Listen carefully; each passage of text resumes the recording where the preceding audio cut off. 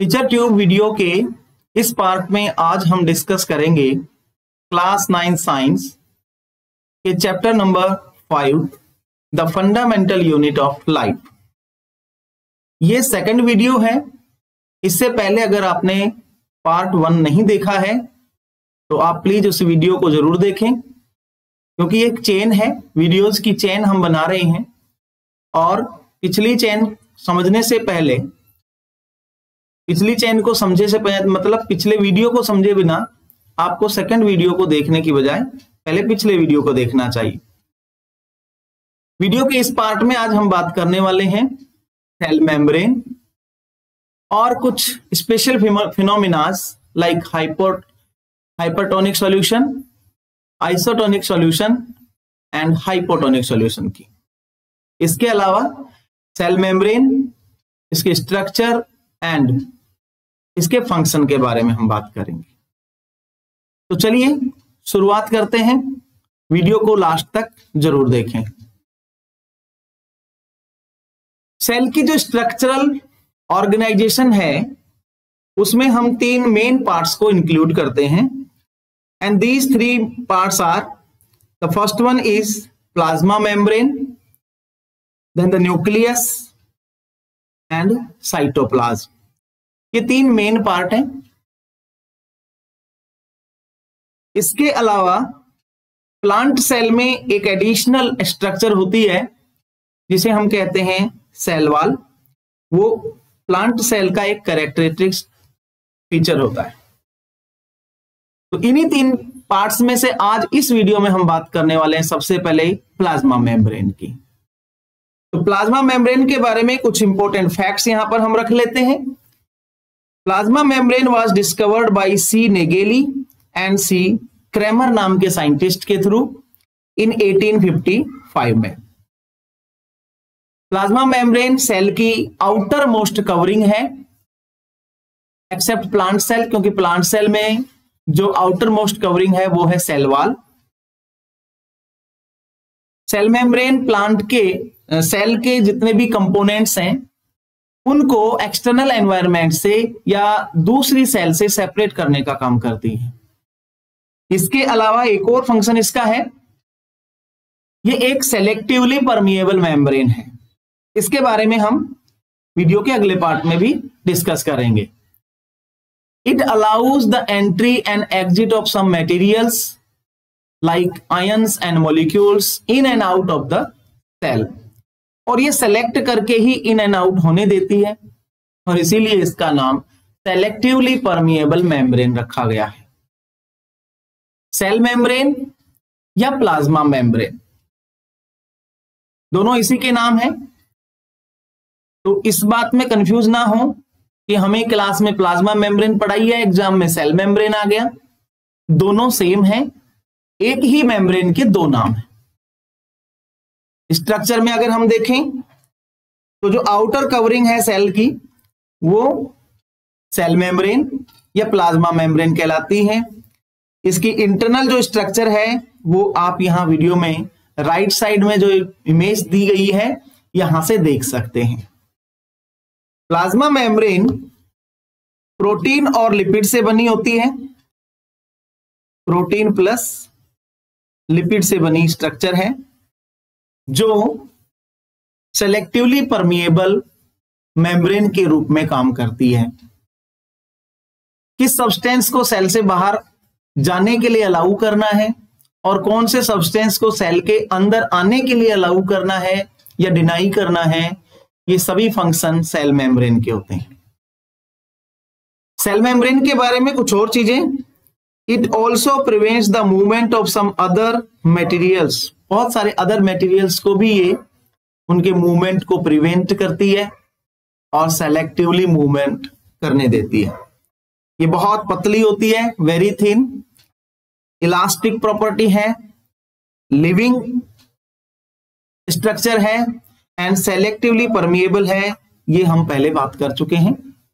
It is made up of lipid and protein, ये भी हम बात कर चुके हैं। इसके अलावा ये न्यूक्लियस और साइटोप्लाज्म दोनों को एनक्लोज करके रखती है एंड ये हेल्प करती है सेलुलर कंपोनेंट को प्रोटेक्शन देने में। जो भी सेलुलर कंपोनेंट्स हैं like lysosome, mitochondria, Golgi apparatus, ये सभी जितने भी जो सेलुलर कंपोनेंट्स हैं उनके प्रोटेक्शन का काम सेल मेम्ब्रेन का ही है। प्लाज्मा मेम्ब्रेन कैसे सब्सटेंस को इन एंड आउट आने से मैनेज करती है, वो है दो स्पेशल फीचर, एक है डिफ्यूजन और दूसरा होता है ऑस्मोसिस। इन्हीं के थ्रू प्लाज्मा मेम्ब्रेन जो है कंट्रोल करती है कौन सा सब्सटेंस इन एंड आउट होगा। तो इसके बारे में बात करते हैं। सबसे पहले देखेंगे हम डिफ्यूजन।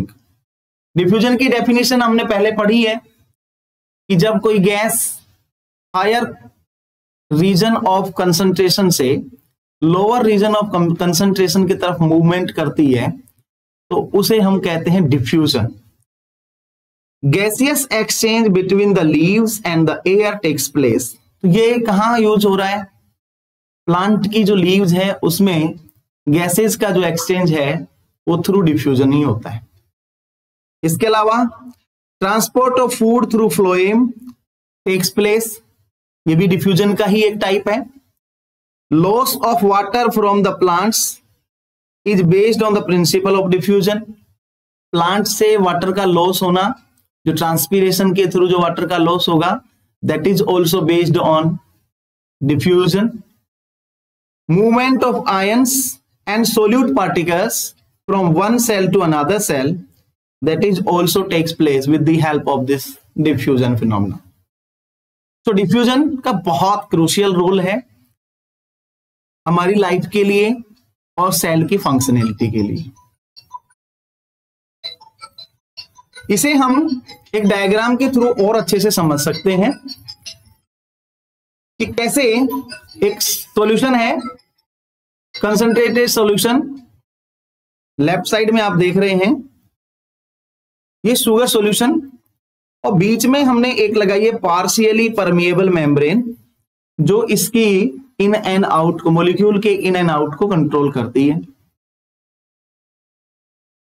इसके दूसरे सेगमेंट में हमने डाइल्यूट शुगर सॉल्यूशन रखा है और एक तरफ रखा है हमने concentrated sugar solution. Concentrated sugar solution का मतलब समझे कि इसमें number of sugar molecules are more and dilute में number of sugar molecules is less. तो यहां देखिए बहुत कम ही शुगर पार्टिकल्स यहां पर हैं, शुगर मोलिक्यूल्स, लेकिन लेफ्ट साइड में बहुत सारे शुगर मोलिक्यूल्स यहां पे आपको दिखाई दे रहे हैं। आफ्टर सम टाइम हम क्या देखेंगे, वाटर की कंसंट्रेशन। देखिए यहां पर शुगर सॉल्यूशन की कंसंट्रेशन, तो कंसंट्रेटेड शुगर सॉल्यूशन, यहां इसे हम ए और इसे बी के थ्रू रखें तो अच्छे से समझेंगे कि ए पार्ट में शुगर सॉल्यूशन ज्यादा है, शुगर की कंसंट्रेशन ज्यादा है, बट बी पार्ट में वाटर की कंसंट्रेशन ज्यादा है और वाटर का मूवमेंट हायर कंसंट्रेशन से लो कंसंट्रेशन की तरफ होता है। इसीलिए यहां पर हायर कंसंट्रेशन से लो कंसंट्रेशन की तरफ वाटर का मूवमेंट हो गया एंड वाटर मॉलिक्यूल्स जो है वो इस सेलेक्टिवली परमिएबल मेम्ब्रेन या सेमी परमिएबल मेम्ब्रेन के थ्रू ट्रांसफर हो गए, पास आउट हो गए। तो इस प्रकार से हम देखते हैं कि डिफ्यूजन, ऑस्मोसिस इसी तरह से होते हैं। इसके बाद बात करते हैं सिग्निफिकेंस ऑफ ऑस्मोसिस। कहां कहां इसका इंपॉर्टेंट रोल है, तो देखिए absorption of water by roots and root hairs. Root hair के थ्रू वाटर का एब्जॉर्प्शन प्लांट जो कर रहे हैं, that is osmosis. Water moves from one cell to the another cell, it controls the amount of water within the cell and it control various physiological activities. बहुत सारी physiological activities हैं जिनको ये control करता है osmosis. इसके अलावा stomata की ओपनिंग और क्लोजिंग भी डिपेंड करती है ऑस्मोसिस के ऊपर, कि कितना वाटर जो है गार्ड सेल्स के अंदर है, और गार्ड सेल के अंदर वाटर की कंसंट्रेशन के ऊपर ही डिपेंड करता है स्टोमेटा ओपन होगा या क्लोज होगा। इसके अलावा splitting of fruits due to over irrigation, जब हम ज्यादा इरिगेशन कर देते हैं तो फ्रूट्स जो है वो स्प्लिट होने लग जाते हैं। And dehiscence of fruits and seeds for dispersal, बहुत सारे ऐसे फ्रूट्स हैं जो ऑस्मोसिस के थ्रू वाटर गेन करके अपने आप को ब्रेक डाउन करते हैं और अपने सीड्स को डिस्पर्सल के लिए फ्री कर देते हैं। तो ये जो प्रोसेस है इसे कहते हैं हम डिहाइसेंस। ये बहुत इंपॉर्टेंट है, ऑस्मोसिस एंड डिफ्यूजन। अब हम बात करते हैं कुछ type of solution like hypotonic solution, isotonic solution and hypertonic solution. यहां पर मूवमेंट ऑफ वाटर मॉलिक्यूल होगा higher region of water concentration से lower region of water concentration की तरफ। तो बहुत आसानी से आप इसे समझ सकते हैं। हाइपो का मतलब है कि आउटसाइड में ज्यादा कंसंट्रेशन होगी वाटर की। बेसिकली ध्यान दें, वाटर की कंसंट्रेशन से बात कर रहे हैं हम, सॉल्यूशन की कंसंट्रेशन की बात नहीं कर रहे हैं, शुगर की कंसंट्रेशन की बात नहीं कर रहे हैं। If the medium surrounding the cell has a higher concentration या have a higher water concentration than the cell, it means cell जो है वो वाटर को गेन करेगी। the cell will gain the water by osmosis। जब बाहर concentration water की ज्यादा है तो सेल जो है वाटर गेन करेगी ऑस्मोसिस के थ्रू, और इस प्रोसेस को हम कहते हैं एंडोस्मोसिस। एंडोस्मोसिस, एंडो मतलब इनसाइड, ऑस्मोसिस हो रही है इसलिए वाटर का मूवमेंट अंदर की तरफ है, इसलिए हम कहेंगे endosmosis. Such a solution is called hypotonic solution. और इस तरह के जो सॉल्यूशन हैं उन्हें हम कहते हैं hypotonic solution. In this case the cell is likely to swell up. Yes, ऐसे केस में सेल जो है स्वेल अप हो जाएगी। इसका सिंपल सा एग्जांपल आपने देखा होगा, जो रेजिन्स होती हैं जिन्हें हम किशमिश कहते हैं, उसे वाटर में हम डालेंगे तो थोड़ी देर बाद में वो स्वेल अप हो जाती है।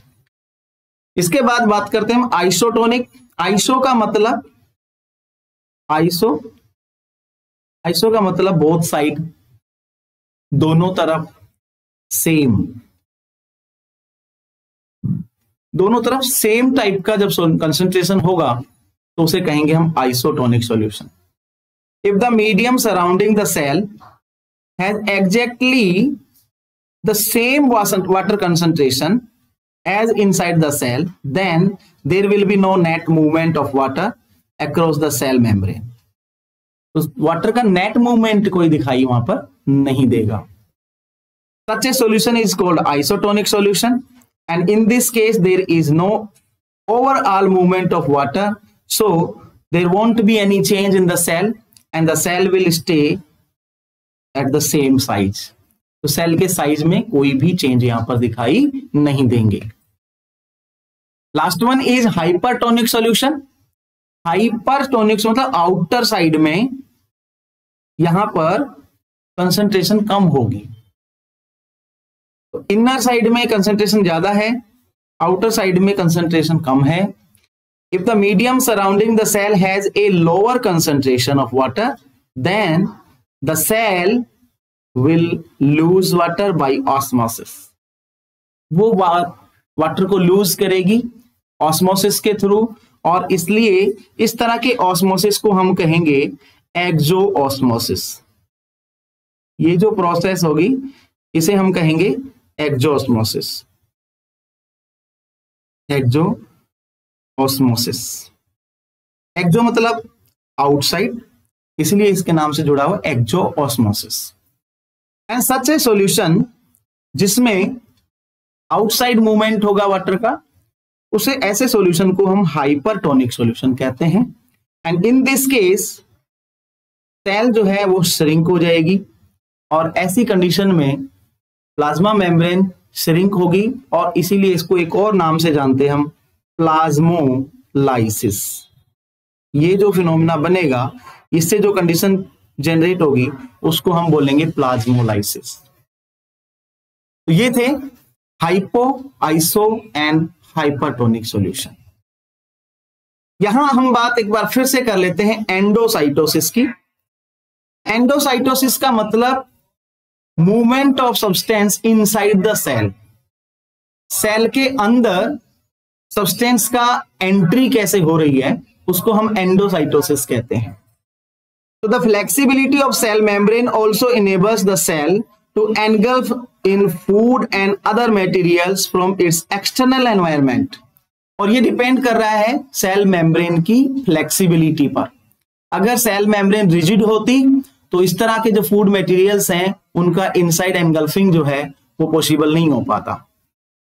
तो ये this type of process is known as endosmosis. Amoeba requires its food through this process. Amoeba जो है वो इसी प्रोसेस के थ्रू अपना फूड एनगल्फ करता है, एक्वायर करता है। अब एंडोसाइटोसिस को भी हम दो कैटेगरी में रख सकते हैं। एक होगा फैगोसाइटोसिस एंड दूसरा होगा हमारा पिनोसाइटोसिस। और फैगोसाइटोसिस और पिनोसाइटोसिस को हम यहां समझेंगे। देखिए phagocytosis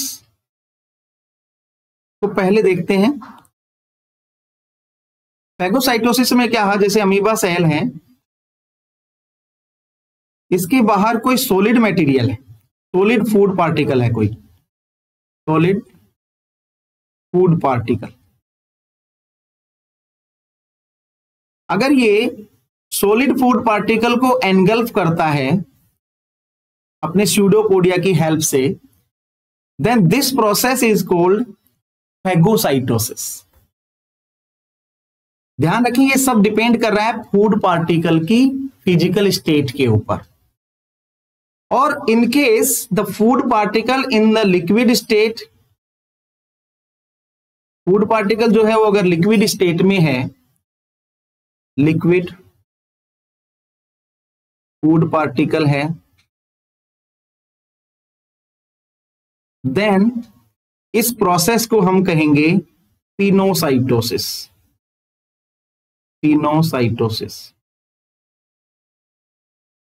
That is the only difference between these phagocytosis and pinocytosis. फिर से देखें, phagocytosis में cell takes in the solid food material through plasma membrane. Solid food material है तो उसे हम कहेंगे phagocytosis। और अगर सेल फ्लूइड मैटर को इनसाइड इनटेक कर रही है, एनगल्फ कर रही है, then it is called pinocytosis. तो फैगोसाइटोसिस और पिनोसाइटोसिस, इसे हम डायग्राम के थ्रू और समझते हैं। चलिए कुछ इमेजेस के थ्रू इसको समझेंगे। हाइपोटोनिक और आइसोटोनिक और हाइपरटोनिक सॉल्यूशन को। हाइपोटोनिक सॉल्यूशन यहां देखें, हाइपोटोनिक सॉल्यूशन में वाटर जो है सेल के इनसाइड एंटर करेगा, सेल के अंदर एंटर करेगा। ये मैं बार बार रिपीट इसलिए कर रहा हूं ताकि आपके दिमाग में क्लियर इमेज जनरेट हो जाए कि what is hypotonic and hypertonic, दोनों में बेसिकली किस तरह से चीजें ट्रांसपोर्ट हो रही है। यहां पर water is transported into the cell. In this process hypotonic में वाटर जो है सेल के अंदर ट्रांसपोर्ट हो रहा है। Solute concentration inside the cell is higher. Solute की जो कंसंट्रेशन है सेल के अंदर वो ज्यादा है और बाहर कम, इसलिए बाहर वाटर की कंसंट्रेशन ज्यादा है और अंदर वाटर की कंसंट्रेशन कम है। That is why water enters in the cell. Isotonic में हमने देखा कि कोई नेट चेंज वहां पर दिखाई नहीं दे रहा, हालांकि movement of water is taking place there also, but जितना इनसाइड जा रहा है उतना ही आउटसाइड निकल भी रहा है। And that is why the net solution, net जो कंसंट्रेशन है उस पर कोई डिफरेंस नहीं आ रहा है। ये इस तरह की आइसोटोनिक सॉल्यूशन की बात हो गई। इसके बाद बात करते हैं हाइपरटोनिक में। इसमें movement of water will be outside to the cell. और इससे सेल क्या हो जाएगी, श्रिंक हो जाएगी। आप यहाँ पर देख रहे हैं बहुत सारी श्रिंक्ड आरबीसीज को देख रहे हैं। Water is transported out from the cell, water जो है सेल से बाहर निकलता है और इसलिए सेल जो है श्रिंक हो जाती है। ऐसे में वाटर कंसंट्रेशन सेल के अंदर ज्यादा होती है और सेल के बाहर कम होती है। अब एक बार फिर से फैगोसाइटोसिस और पिनोसाइटोसिस को कैसे हो रहे हैं उसको एक बार फिर से हम यहां पर देखेंगे। तो देखिए, ये सेल मेम्ब्रेन और ये एक्स्ट्रा सेल्यूलर फ्लूइड है। यहां पर इस एक्स्ट्रा सेल्यूलर फ्लूइड में जो पार्टिकल एनगल्फ करना है उसके अराउंड इस तरह से ये एक वेसाइकल बनती है। इसमें मॉलिक्यूल जो है एक्स्ट्रा फ्लूइड मॉलिक्यूल वो ट्रैप हो जाता है, इसको ट्रैप किया जाता है और फिर से इनटेक कर लिया जाता है। This is the process. अगर इसको आप रियल सेल में समझेंगे तो बहुत मुश्किल है और बहुत इसका कॉम्प्लिकेटेड प्रोसेस है, बट इसे बहुत आसानी के थ्रू हम इस लेफ्ट साइड के डायग्राम के थ्रू इसे समझ सकते हैं। This is called endocytosis. Endocytosis cell के अंदर एक्स्ट्रा सेल्यूलर फ्लूइड का या मॉलिक्यूल का एंट्री। दूसरा है एंडोसाइटोसिस, इसको देख रहे हैं, इसी को दिखा रहे हैं हम। देखिए सॉलिड पार्टिकल है, ये अंदर आया, इसको एनगल्फ कर लिया, इसे हम कहेंगे फैगोसाइटोसिस। जब सॉलिड पार्टिकल है उसे हम कहेंगे, अगर उनको एनगल्फ कर रहे हैं that is called phagocytosis. But if it is a fluid molecule और ये से एनगल्फ किया जा रहा है then it is called pinocytosis. ये पिनोसाइटोसिस होगा। और इन बिटवीन ये जो रिसेप्टर की जो प्रोसेस है ये आप बड़ी क्लासेस में समझेंगे, अभी आपके लिए ये आवश्यक नहीं है। इसी तरह की एक प्रोसेस है जिसे कहते हैं एक्जोसाइटोसिस। एक्जो का मतलब आप समझ रहे होंगे, यहां पर एक्जो का मतलब है एग्जिट, एंडो का मतलब एंट्री और एक्जो का मतलब एग्जिट। तो एग्जिट की प्रोसेस है। यहां पर जो फूड पार्टिकल्स हैं या जो भी पार्टिकल्स है उसे बॉडी से या सेल से बाहर की तरफ थ्रो की आउट किया जाएगा और वो होगा exocytosis. It is the process of exudation of secretions, or we can say it is the process of exudation of waste material out of the cell through plasma membrane. Plasma membrane के through जो waste material है उसे एक्जुडेशन करना, उसे बाहर निकालने की process है। It is just opposite of the endocytosis. जो एंडोसाइटोसिस प्रोसेस हमने पढ़ी है उसका जस्ट ये ऑपोजिट होता है। When the metabolic wastes are thrown out of the cell, the process is called aphasia. और जो मेटाबॉलिक वेस्ट हैं उनको बॉडी सेल से बाहर निकाला जाएगा, तो इस प्रोसेस को हम कहते हैं एफेजी। ऑल्दो ये भी आप क्लास 9th के बजाय बाद की क्लासेस में ज्यादा समझेंगे। तो लास्ट में प्लाज्मा मेम्ब्रेन इसमें किस तरह से काम कर रही है, क्या प्लाज्मा मेम्ब्रेन की स्ट्रक्चर है, बेसिक नॉलेज यहां पर हम जरूर देखना चाहेंगे। हमने पढ़ा प्लाज्मा मेम्ब्रेन किससे बनी हुई है, प्रोटीन और लिपिड से। इसे लाइपो प्रोटीन से बोलते हैं। ये प्रोटीन और लिपिड्स जो मेम्ब्रेन हैं, पार्टिकल्स हैं, वो इस तरह से अरेंज रहते हैं, आप देख रहे हैं। हालांकि इसकी स्ट्रक्चर को आप बड़ी क्लासेस में ज्यादा अच्छे से समझ पाएंगे। और ये इसका पिनोसाइटोसिस और फैगोसाइटोसिस इसी तरह से इनटेक होता है और उसके बाद इसे एनगल्फ कर लिया जाता है। ये सेल यहां से, ये जो प्लाज्मा मेम्ब्रेन की स्ट्रक्चर है यहां से आपस में ये बैंड हो जाती है, जुड़ जाती है और इसे इनसाइड एनगल्फ कर लिया जाता है। ये है प्रोसेस एक्जोसाइटोसिस की। बाहर निकालने की प्रोसेस भी इसी तरह से है। एक्जोसाइटोसिस की जो प्रोसेस है उसमें देखिए कैसे होगा। अंदर जो भी डाइजेशन की प्रोसेस है वो कंप्लीट हो गई और उसके बाद जो वेस्ट मटेरियल यहाँ पे या फिर कोई सीक्रेटेड मटेरियल है जो सीक्रेट हुआ है सेल के अंदर, वो यहां पर कलेक्ट होगा सीक्रेटरी वेसाइकल में, उसे सरफेस पर लेकर आया जाएगा और सरफेस पर लाकर इसे ब्रेक डाउन कर दिया जाएगा। सेल मेम्ब्रेन यहां पर ब्रेक हो जाएगी और ब्रेक होने से इनसाइड जो मटेरियल है वो एग्जिट हो जाएगा, बाहर निकल जाएगा। तो this was all about the plasma membrane for class 9th। Rest of the important functions of different cell organelles be with us, और अगले वीडियो में हम और लेकर आएंगे। आई होप आपको इस वीडियो से काफी हेल्प मिली होगी।